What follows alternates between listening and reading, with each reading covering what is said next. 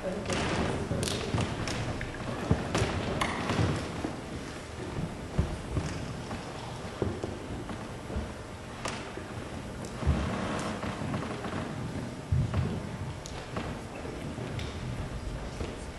título do nosso sermão de hoje é Permanecendo Firmes, é permanecer firmes. Não seria este o melhor título do nosso sermão de hoje, mas eu vou explicar para os irmãos o porquê em mais alguns minutos. O texto se encontra em Efésios 6, versículo 13, Efésios 6, versículo 13, nós somente leremos um versículo da Palavra de Deus hoje. Quero falar para os irmãos que, e aqueles que estiverem nos ouvindo, que as outras partes desse sermão já estão no YouTube. Quem quiser ir lá, pode procurar pelo meu nome, o Everton Figueiredo. Vocês vão então encontrar as outras partes para que vocês possam ter uma sequência a respeito daquilo que nós estamos falando. Nós estamos falando a respeito de guerras espirituais. Assim nos diz a palavra de Deus: portanto, tomai toda a armadura de Deus, para que possais resistir no dia mau, e havendo feito tudo, permanecer firmes. Seca-se a erva e murcha a flor, mas a palavra do nosso Deus subsiste para sempre. Meus irmãos, o apóstolo Paulo, ele continua falando a respeito das guerras espirituais, das lutas espirituais. E eu diria que seria ingenuidade de cada um de nós, ou seria mesmo até um grande erro vindo da nossa parte, se nós imaginássemos que por algum momento nós pudéssemos ficar fora das lutas espirituais. Se nós pudéssemos imaginar que de alguma forma nós estamos imunes, que nós não somos afetados pelas batalhas espirituais, seria, meus irmãos, algo até não só ingênuo, mas seria algo estúpido da nossa parte, porque nós não temos outra opção. O que o apóstolo Paulo está nos dizendo é que você não tem uma escolha, você não tem uma opção de escolha. Existem dois campos de batalha que estão em constante guerra um contra o outro, e você faz parte de um desses grupos.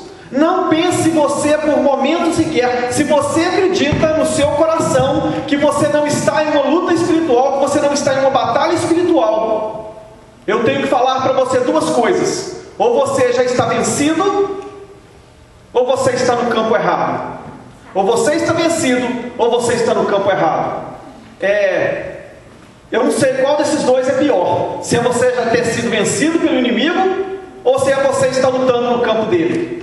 Mas dessas duas coisas você está. E é isso que o apóstolo Paulo está deixando claro. Nesse texto de Efésios 6, versículo 10 até o versículo 18, é o texto mais claro da palavra de Deus, que nos mostra a respeito dessa luta intensa, dessa luta constante que está acontecendo entre esses dois reinos: o reino de Deus, que é liderado por Cristo, e o reino das trevas, que é governado e que é dirigido por Satanás e seus anjos. Nós aprendemos na semana passada, embora Satanás tenha uma capacidade muito superior à de cada um de nós, ele permanece debaixo do governo de Deus, ele permanece debaixo do controle de Deus, e não existe nada que ele pode fazer, não existe forças capazes de tocar aqueles que estão debaixo da proteção de Deus. Isso, meus irmãos, eu tenho que repetir para vocês, embora não faça parte da nossa pregação, mas eu quero deixar para vocês claro: aqueles que aceitaram Cristo como Salvador, aqueles que estão debaixo da direção de Cristo, que já fazem parte do reino de Deus, não existem forças no universo que pode separá-los da mão de Cristo. Não existe nada. Não existe macumbaria, feitiçaria, espírito, nada que pode tocar. Contra Jacó, a Bíblia nos ensina, não existe encantamento, ok? Em uma palavra mais tradicional brasileira, praga de urubu magra não pega um cavalo gordo. Praga de urubu magra não pega um cavalo gordo, tá? Então aqueles que estão debaixo da proteção de Deus, não existe praga, não existe nada dessas coisas. Nós estamos em uma batalha constante, porém nossa força, porque nós estamos em Cristo, é completamente, imensamente maior do que qualquer força que o inimigo possa nos atacar. Existem, porém, algumas questões que o apóstolo Paulo levanta no texto, e principalmente nesse versículo 13, e ele começa a falar a respeito das armaduras de Deus, a quais nós estaremos falando a partir da semana que vem, em detalhes específicos a respeito delas. Eu tenho certeza que vocês já ouviram muitas pregações a respeito das armaduras de Deus, mas eu gostaria que você viesse semana que vem, porque eu talvez vou apresentar uma perspectiva diferente nesse texto, que talvez ainda você não teve a oportunidade de ouvir. Algumas coisas que vão deixar mais claras a respeito dessa armadura. E meus amados, o apóstolo Paulo diz, portanto, tomai toda a armadura de Deus. Ele começa a falar, ok, vocês agora estão em uma batalha, vocês estão em uma guerra, vocês não estão sozinhos, vocês têm Cristo do seu lado, vocês têm Deus do lado de vocês, que é superior a todas as forças. Porém, é necessário que você tome posse da força, da armadura, daquilo que Deus concedeu a você, para que você possa se proteger nessa luta, nessa guerra e nessa batalha da qual você se torna participante. Ok? Se você for para as lutas espirituais e você não estiver preparado para enfrentar as dificuldades, as provações, as lutas, se você não estiver revestido da armadura que Deus concedeu a você, eu garanto para você, os seus ferimentos na luta, na batalha, na guerra, nessa luta que a Bíblia no original diz que é uma luta corporal, não é uma luta que você fica de longe dando tiro igual essas guerras atuais, mas é uma luta corporal, ela é uma luta bem direta, né, de dar soco e ganhar soco, igual se um de nós estivesse lutando com o Mike Tyson, né, vocês já conhecem o Mike Tyson, né, ninguém tinha coragem de entrar com ele no ring, mas é uma coisa mais ou menos dessa forma. E ele fala que você tem que se revestir da armadura de Deus, você tem que tomar posse da armadura de Deus. Um outro entendimento completamente errôneo que nós temos é que a armadura de Deus, ela nos protege de qualquer dor, né? Eu vou tomar a armadura de Deus, eu vou me dedicar em orações especiais, em orações como se diz, né? Em orações místicas, e eu não vou então sofrer nenhum dano com esta, porque agora estou protegido pela armadura de Deus. Não é essa a mentalidade que nós temos. Nós colocamos a armadura de Deus e nós agora estamos protegidos. Eu tenho uma novidade para falar para você. A armadura de Deus, ela pode proteger você da morte, mas deixa eu colocar um capacete na sua cabeça, pegar um porrete daqueles de beisebol e sentar ele na sua cabeça para você ver com bastante força, para ver se você não entra em estado de choque. A ideia, meus irmãos, da armadura de Deus que o apóstolo Paulo está nos mostrando, ela não implica que nós não seremos feridos, que nós não seremos machucados, que nós não vamos sentir dores. Ela indica que nós teremos os nossos órgãos principais protegidos, a nossa fé, a nossa confiança em Deus, o nosso entendimento das Escrituras, todas essas coisas, uma vez que nós nos revestirmos dessa armadura que nós estaremos falando na semana que vem, nós estaremos protegidos, mas não quer dizer que nós estamos livres de sofrer dor. Um soldado romano, quando ele entrava para a guerra, ele vestia toda aquela armadura, mas quando uma espada acertava no lado da sua costela, ele sentia dor, ele caía no chão afora, e ele sentia dor, e ele sentia o peso daquele sofrimento. Nós vemos na Bíblia a respeito dos soldados de Davi. Davi tinha um grupo de soldados, e uma certa vez, 2 deles lutaram por 24 horas, a Bíblia nos diz, por 24 horas, aqueles 2 homens, heróis, soldados, fiéis, servos, lutantes, soldados do rei Davi, todos os outros soldados fugiram, e os 2 continuaram lutando 24 horas com o exército inteiro, e os 2 sozinhos foram capazes de segurar todas as hostes infernais, todas aquelas pessoas, todos os inimigos de Israel, sozinhos, 2 homens. A Bíblia diz que no final do dia, o sangue deles, a sua mão estava colada na espada. A ideia era que eles não podiam tirar nem a espada da sua mão, de tanto tempo que eles ficaram segurando a espada, e dando espadada, levando espadada, que o sangue deles e o sangue daquelas pessoas que eles matavam, estavam pregados e colaram a sua mão na sua espada. Meus irmãos, a luta, ela é intensa, e nós estamos protegidos da morte, muitas vezes, mas nós não estamos protegidos dos sofrimentos, das dores, de levar pancada. A gente leva uma pancada de um lado e fala, meu Deus, o que é isso? E quando você olha para o outro lado, o chicote está vindo do outro lado, e você não percebe que você está naquela luta, que você recebe de Deus a armadura, a proteção, mas mesmo assim, passa pelas dificuldades e pelas lutas, você recebe umas cacetadas de vez em quando. O apóstolo Paulo diz que você tem que tomar essa armadura para que você possa resistir no dia mau.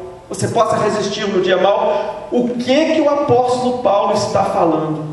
Por favor, apóstolo Paulo, não nos diga que agora que nós aceitamos Jesus Cristo como nosso Salvador, que nós nos tornamos partes da igreja de Cristo, que nós cremos no Deus que é poderoso, Rei do universo, que nós vamos ter que enfrentar dia mau. Afinal de contas, isso é contrário a tudo aquilo que nós temos ouvido falar hoje em dia nas igrejas. A ideia de que nós teremos que passar por dias que não são dias bons, que são dias maus. O texto dá uma ideia de que é um dia terrível, um dia de angústia, um dia de dor tremenda pelo qual nós temos que nós passaremos constantemente na nossa vida. Que ideia é essa que o apóstolo Paulo está vindo aqui? Se nós falarmos sobre dia mau na igreja, o povo vai sair todo, porque nós não queremos dia mau. O nosso Deus é o Deus da riqueza, o nosso Deus é o Deus do ouro, o nosso Deus é o Deus que é dono de todas as fazendas, e o nosso Deus existe para nos servir. Não é essa a ideia que eles falam por aí? Que o Deus existe para servir você? E as fotos? Adivinha? O apóstolo Paulo... Não, adivinha não, de novo, adivinhação é coisa de Deus. Mas imagina o que o apóstolo Paulo está falando. O apóstolo Paulo está falando exatamente que nós temos que preparar para os dias maus. E o apóstolo Paulo sabia exatamente a respeito de dia mau. Ele sabia a respeito de dia mau.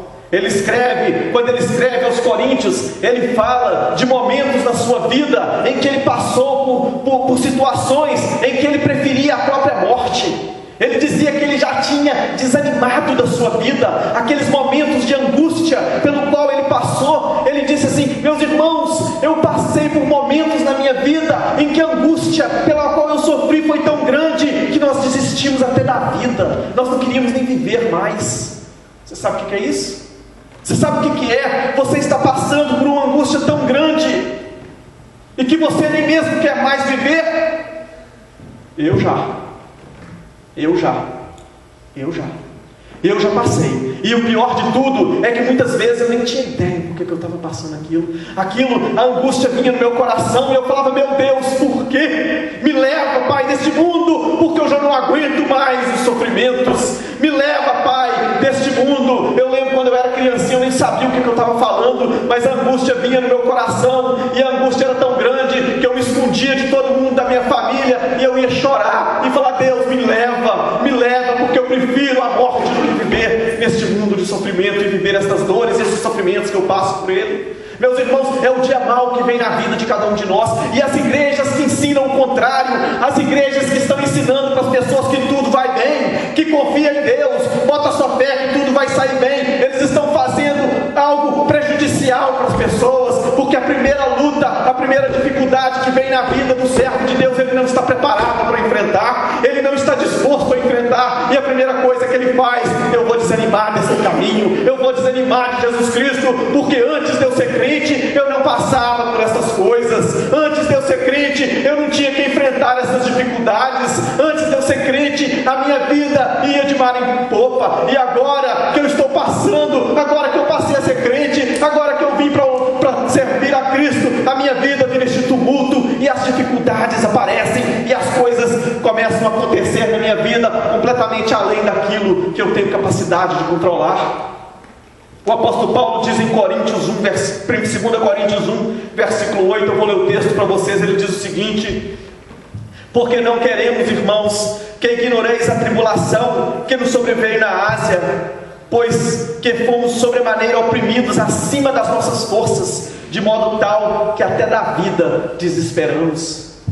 Ele diz mais que quando ele estava em Éfeso, ele lutou com as bestas de Éfeso, no capítulo 15. Ele diz que a sua luta, a sua guerra espiritual naquela cidade, na região da Ásia, foi tão grande que ele lutou com bestas. Ele teve batalhas espirituais terríveis. E aqui ele fala que teve momento que as forças dele já não tinha mais. Você sabe o que é isso? Você sabe o que é quando você não tem mais força? Que as provações vêm na sua vida, as lutas vêm na sua vida, a angústia chega, você olha para um lado e você não vê esperança, você olha para o outro e você não vê esperança, e você fala: Pai, eu não tenho mais forças, Eu já não sei mais o que eu faço, porque eu já não consigo mais. Eu já não tenho mais para onde recorrer. É para esses dias que a armadura de Deus se torna eficaz. É para esses dias, nos dias de luta, nos dias de dificuldade, é que você novamente se lembra dessa armadura que está ao seu alcance e você faz uso dela. O apóstolo Paulo, mais do que ninguém, sabe o que é sofrer. Meus irmãos, eu posso dizer para vocês, se o apóstolo Paulo tivesse vivo hoje em dia, as multidões estariam buscando ouvir as palavras deste homem. O apóstolo Paulo tivesse vivo nos nossos dias, eu garanto para vocês que milhares e milhares de pessoas, os jornalistas dessas televisões mais famosas que estavam marcando hora no calendário para poder conversar com esse homem. Um homem de poder, um homem de fé, um homem de oração, um homem que teve revelações magníficas de Deus, de uma maneira que nenhum outro ser humano jamais pôde receber. Revelações e esclarecimentos dos mistérios de Deus, de uma maneira que ele escreveu há 2000 anos atrás, coisas que são magníficas e tremendas, e que iluminam a igreja até o presente momento. Meus amados, todo mundo que olhasse para o apóstolo Paulo fala assim: este homem é tremendo, este homem é perfeito, um homem que só de uma roupa, de um pano, tocar em um apóstolo Paulo. Uma vez aconteceu isso, não era coisa que acontecia todas as vezes não, mas uma vez alguém pegou uma roupa do apóstolo Paulo, um pano qualquer do apóstolo Paulo, levou para um irmão que estava doente em outra cidade, o irmão foi curado. Tem gente fazendo isso hoje aí, mas vocês não vão nessa não, tá? Correm dessas coisas. Isso foram as coisas específicas e únicas que aconteceram para atestar a autoridade do apóstolo Paulo quando ele pregava o evangelho, para que as pessoas soubessem que a palavra que ele falava era proveniente de Deus. Eu falei sobre isso semana passada. Um homem tremendamente capaz, um homem tremendamente capacitado. Ele escreve e ele diz para os Colossenses que ele, como um judeu, ele era perfeito, ele seguia a lei de Deus perfeitamente. Não havia ninguém que podia colocar sequer um erro, de tão perfeitamente que ele obedecia à lei de Deus. Você quer saber o que ele fala a respeito de si mesmo?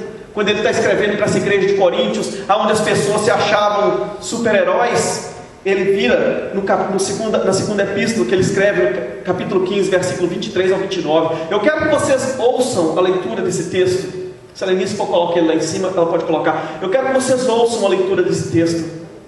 E eu quero que vocês pensem só por alguns minutos a respeito do que o apóstolo Paulo está falando, das coisas que ele passou.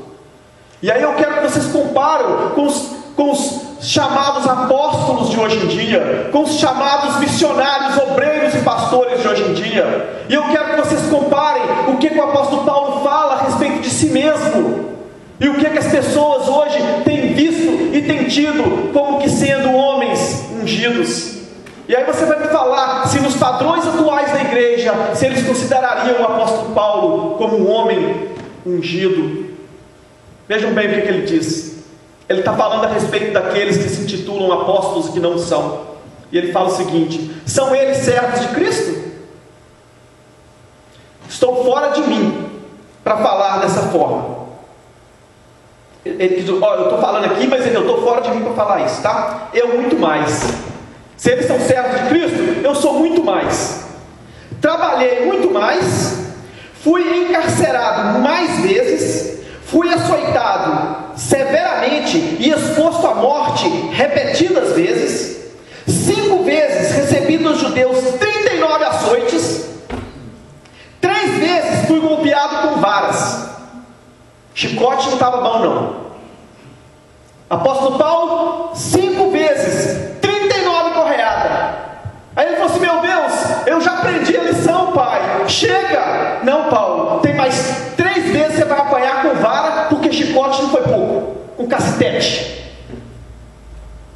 Uma vez apedrejado, foi largado por morto, tá? 3 vezes sofri naufrágio, passei uma noite e um dia exposto à fúria do mar, estive continuamente viajando de uma parte a outra, enfrentei perigos nos rios, perigos de assaltantes, perigos dos meus compatriotas, perigo dos gentios, perigo na cidade, perigo no deserto, perigo no mar, perigo amigo dos falsos irmãos, trabalhei arduamente muitas vezes, fiquei sem dormir, passei fome e sede, muitas vezes fiquei em jejum, suportei frio e nudez. Além disso, enfrento diariamente uma pressão interior, a saber, a minha preocupação com todas as igrejas. Quem está fraco, que eu não me sinta fraco? Quem não se escandaliza, que eu não me queime por dentro? É uma novela. A vida do apóstolo Paulo é uma novela. Meus irmãos, se você estiver esperando que você vai viver a sua vida neste mundo, e que você não vai passar por provações, porque agora você está no campo de Cristo, você está dormindo, você está iludido.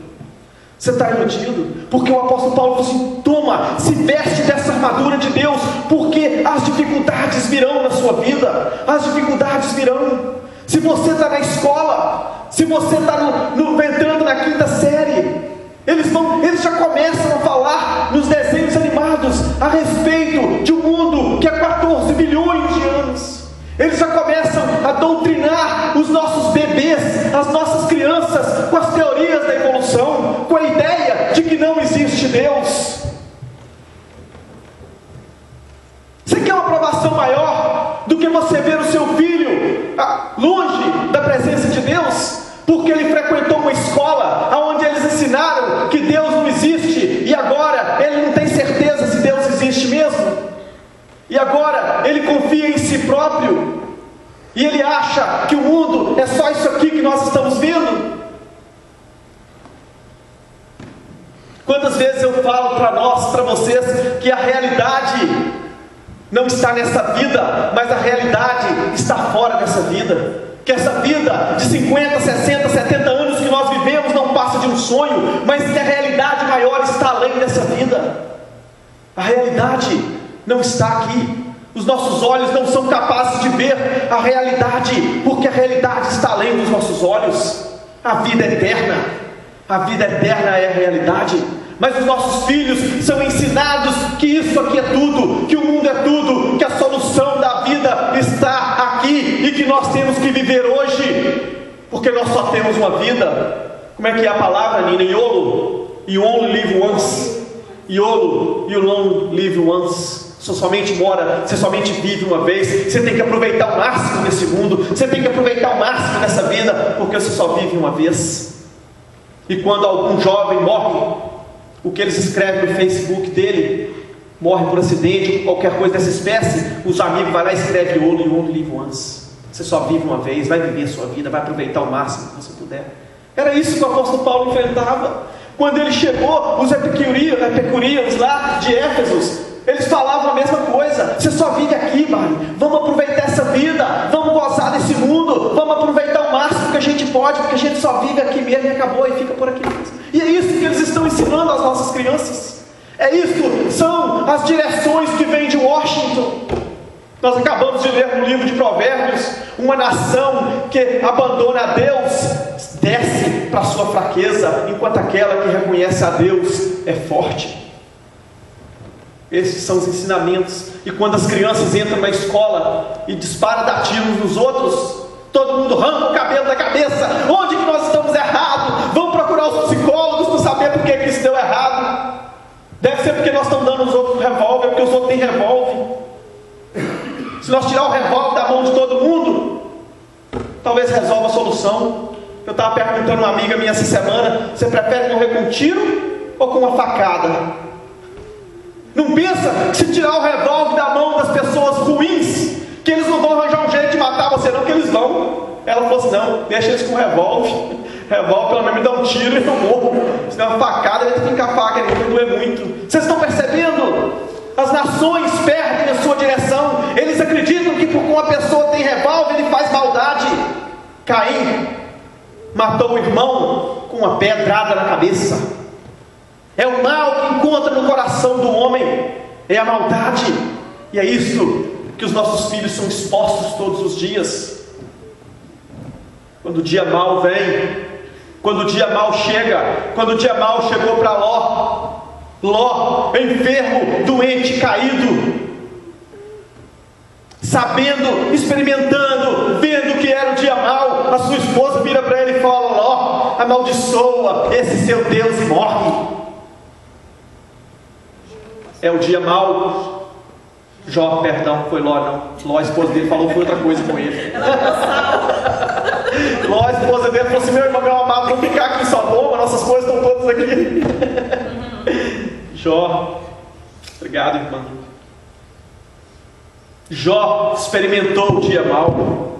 Eu acredito que Ló também, quando ele viu Sodoma e Gomorra sendo destruída e toda a sua esperança nas propriedades que ele tinha, ele também passou pelo dia mau.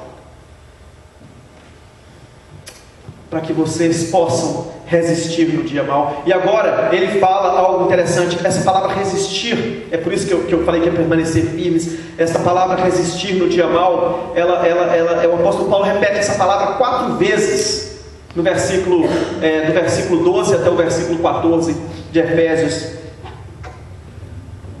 A palavra stenai, ela representa para que você fique de pé.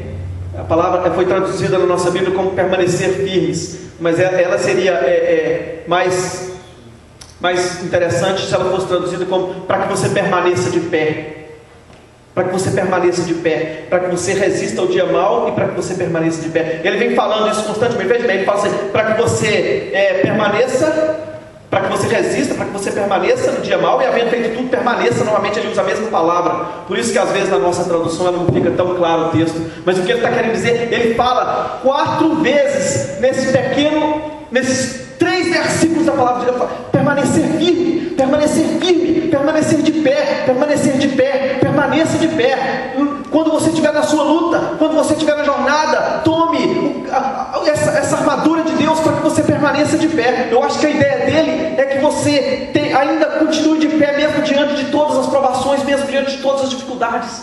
A ideia, eu penso, é que se você cair, você fica mais exposto ainda. Você está na batalha, você está dando espadada, você está ganhando espadada, você está lutando naquela luta constante com o inimigo, nas suas lutas espirituais diárias. E o apóstolo Paulo fala: fica de pé, não caia, porque se você cair, você vai ficar exposto. Se você cair, você vai se fracassar, você vai ser julgado no chão e você vai ser morto nessa batalha. Fique de pé, continua, permaneça, resista. É a mesma expressão que Tiago usa, que você resiste ao diabo e ele foge de você. Resistir ao diabo, a mesma palavra stenai, palavra grega stenai, é a mesma que ele usa nesse texto.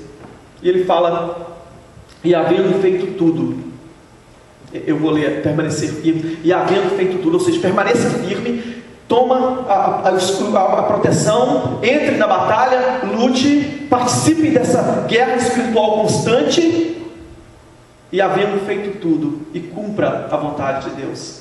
Meus amados, a vontade de Deus não é que você sente do lado e fica assistindo as coisas acontecer. Nós não fomos chamados para estabelecer o reino de Deus neste mundo simplesmente como ouvintes, como pessoas que estão simplesmente, como as igrejas têm feito hoje em dia. Hoje em dia nós temos as igrejas comerciais. É um grupo de pessoas que estão na liderança, apresentando um show, para que os ouvintes venham na igreja no final de semana e recebam uma mensagem de autoajuda, e depois eles vão embora para casa, e na semana que vem repete a mesma coisa. E aí eles vão dar um dinheiro ali, dão um dinheiro aqui, contribuem com uma coisa ali, ajudam um pobre, necessitado em algum lugar nesse mundo, qualquer que seja, no Brasil, na África, ou qualquer outro lugar que eles inventar para você poder ajudar. O apóstolo Paulo fala assim: a vontade de Deus é que você seja participante, que você esteja envolvido nessa batalha, que você esteja lutando para que o reino de Deus possa prosseguir. Meus amados, Deus nos concedeu todas essas capacidades, Deus nos concedeu toda essa armadura, Deus nos colocou todas essas coisas para que nós possamos avançar o reino dele, para que nós possamos invadir as forças do mal e libertar pessoas que estão cativas aos homens, às tradições, aos ensinamentos errôneos, pessoas que estão cativas ao império de Satanás pelas drogas, pelo vício, pessoas que estão cativas de si mesmo, vivendo a sua vida voltadas para si, completamente satisfazendo os seus desejos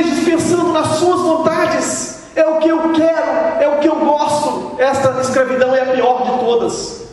A escravidão do eu, a escravidão do ego é a pior de todas. Pessoas que são escravos de si mesmo, pessoas que vivem a sua vida como se o mundo estivesse voltado em volta dele, estivesse circulando em volta dele, como se o mundo estivesse sido criado só para ele, e quando algo não acontece que está de acordo com a sua vontade, sai de perto, sai de perto.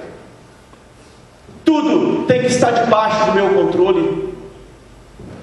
Não, para que nós venhamos a cumprir a vontade de Deus, e havendo feito tudo isso que o apóstolo Paulo vem falando a respeito da luta espiritual, é o seu relacionamento com a sua esposa, o seu relacionamento com seus filhos, seus relacionamentos com o patrão e empregado, tudo isso que ele vem falando. Ele fala assim, para que você cumpra todas essas coisas. Não é misticismo não é misticismo não, são coisas práticas da nossa vida diária, são relacionamentos diários do nosso viver.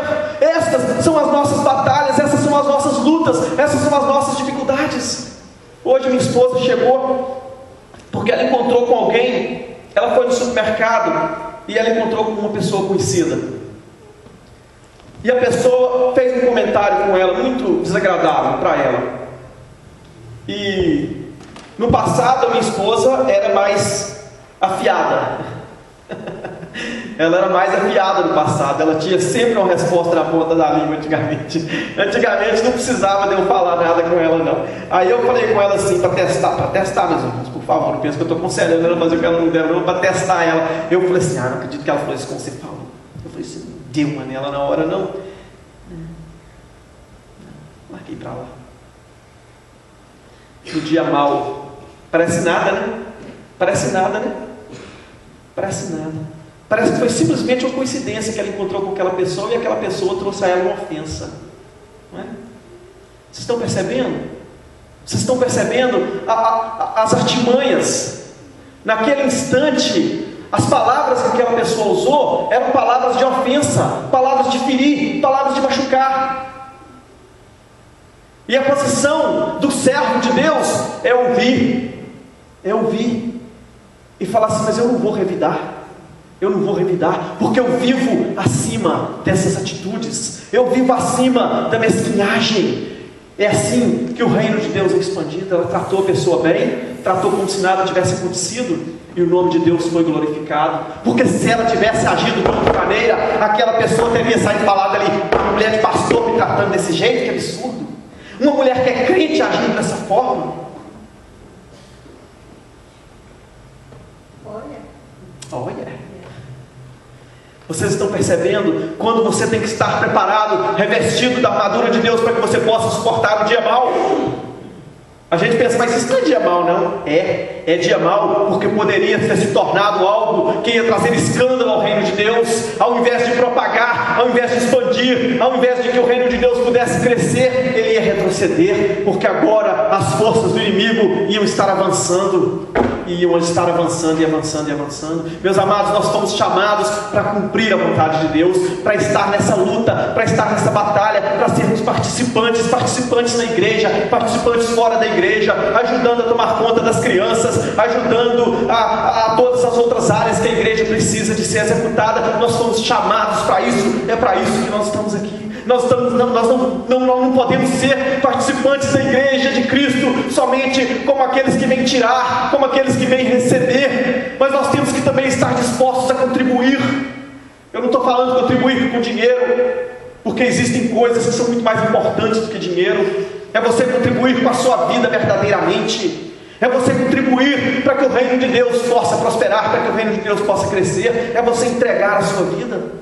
O apóstolo Paulo falava assim, eu trabalhei com a minha mão, eu suei mais do que todos, eu dei mais dinheiro do que todos. Se alguém pensa que deu, ele deu tudo. É isso que Deus nos chama, que você dê toda a sua vida para o reino de Deus, para que o reino de Cristo possa prosseguir e continuar adiante. Ele fala, interessante que ele fala assim, e havendo feito tudo. Aí você pensa assim, né? No agora, eu havendo feito tudo, eu agora estou por cima da carne do sol, eu sou o rei da cocada baiana, porque agora eu fiz tudo, eu estou cumprindo toda a vontade de Deus, né? Adivinha o que é o servo de Deus que cumpre a vontade de Deus fala?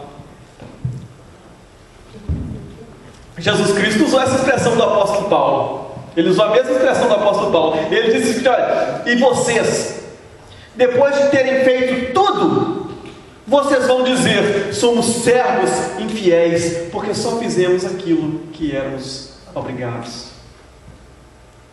Não existe vanglória no reino de Deus. Não existe glória para o homem no reino de Deus.